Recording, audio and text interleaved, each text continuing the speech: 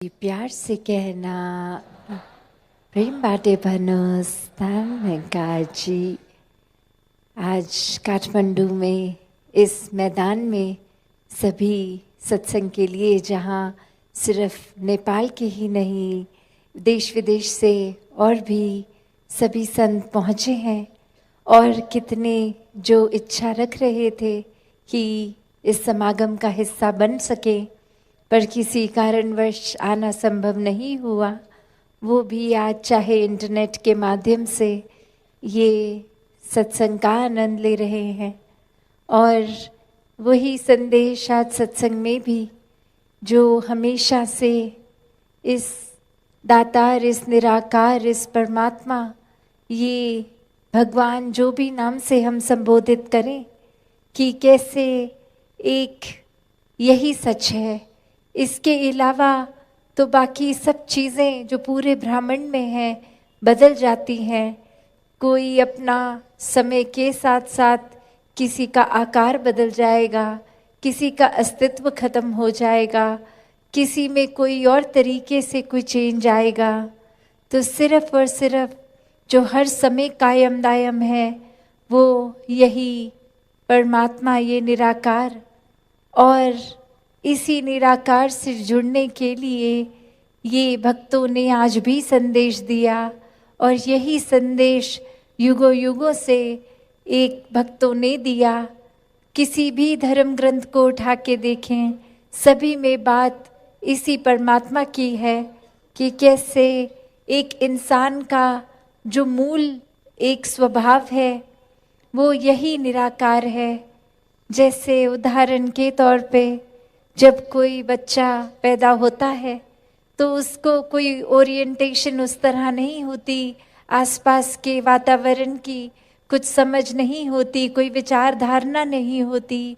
पर धीरे धीरे ये एक समाज से, स्कूल से इत्यादि जिसके संपर्क में आता है, वो कोई ना कोई एक विचार धारणा बन जाती है। जैसे पहले अगर कोई हम एग्जाम्पल देखें तो एक ट्रांसपेरेंट अगर ग्लास है कांच का, और उसके तो आर पार साफ दिख रहा है, पर वहीं किसी ने कोई पहले एक रंग का कपड़ा बांध दिया, फिर दूसरे, फिर तीसरे, और अंत में इतने सारे उस पे कपड़े बांध दिए गए कि उसका असली मूल, ये ट्रांसपेरेंसी, ये आर पार दिखता था जैसे पहले, वो खत्म हो गया और अनेकों रंग चढ़ गए। तो ये संसारिक रंग कि कैसे ये परमात्मा जो हर जगह है, ये हर किसी में है, ऐसा ही मूल एक उस बालक के अंदर भी ये असली रूप उसका। और कैसे फिर एक सोच विचार से, एक सोसाइटल कंडीशनिंग से, ये तरह तरह के रंगों के असर पे, ये एक कोई रीति रिवाज में, एक कोई जाति पाति में, एक कोई किसी तरह के अपने एक सोच को बना लेता है, और वहीं अपने सही और गलत बना लेता है, और वहीं कोई दूसरे कल्चर का, किसी एक के कल्चर में जो सही उसके कल्चर में गलत, ऐसे अनेकों हर किसी के एक ही देखने में आता है।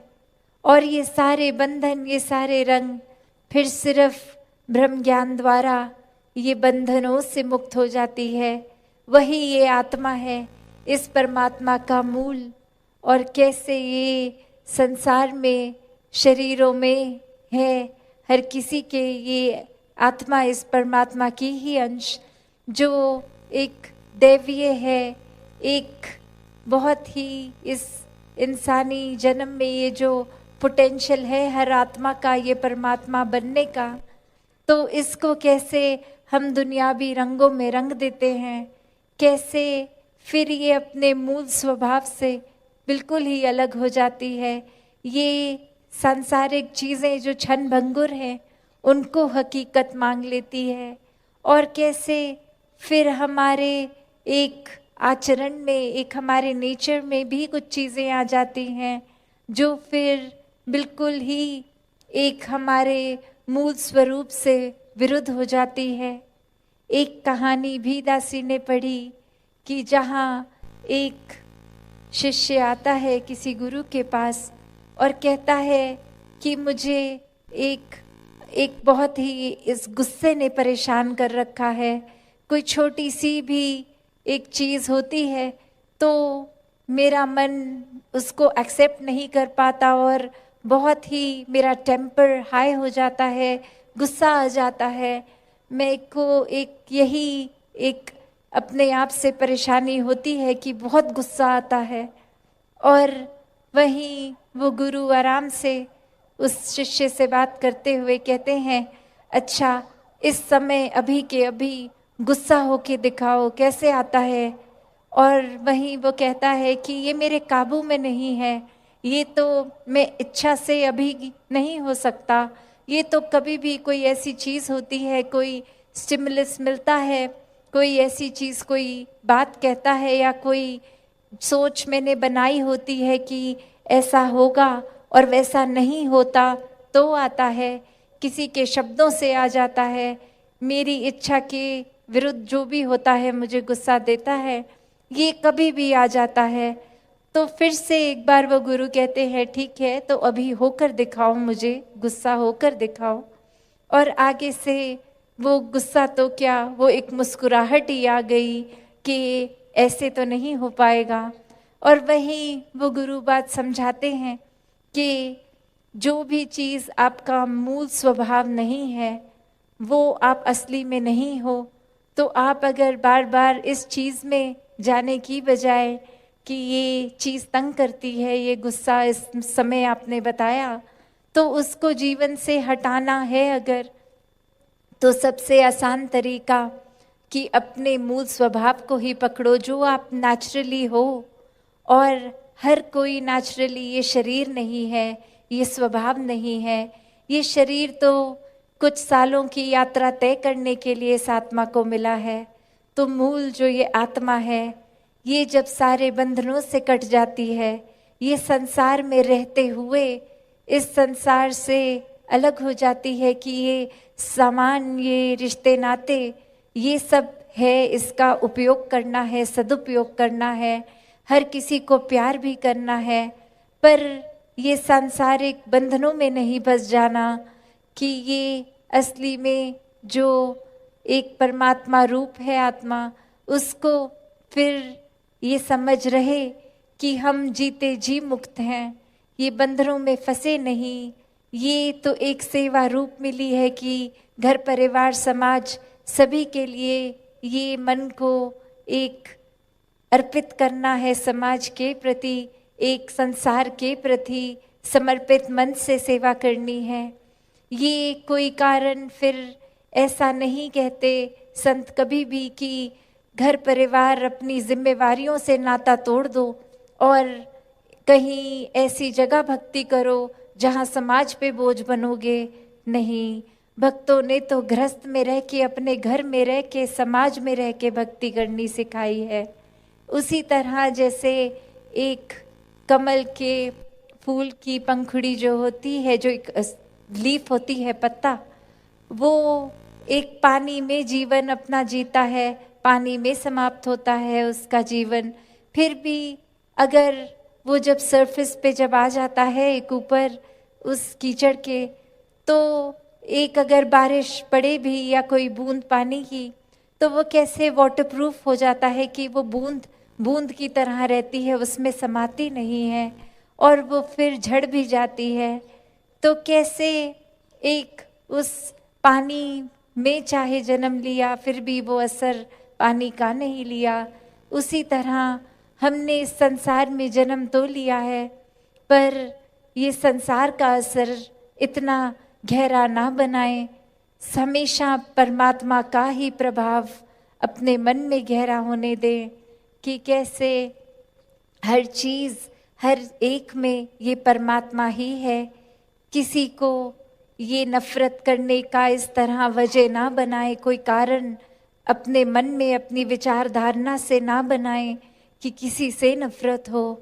सभी अपने हैं, सभी बहुत अच्छे हैं, सभी इस परमात्मा का अंश हैं, सभी श्रेष्ठ हैं।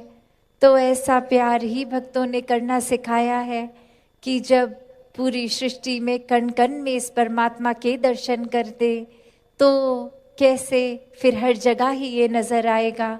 और फिर ये जो एक बात है कि हम करीब जिस तरह एहसास कर पाते हैं नज़दीक होके, तो फिर ये परमात्मा में जीते जी एक मिक हो जाते हैं, ये एक रस हो जाते हैं। जैसे पानी में अगर शरबत घोल दें कोई रंग का, तो फिर वो पानी और वो शरबत उसी रंग के हो जाते हैं, तो वो कोई अलग अब नहीं कर पाएगा उसको, वो एक हो गए हैं।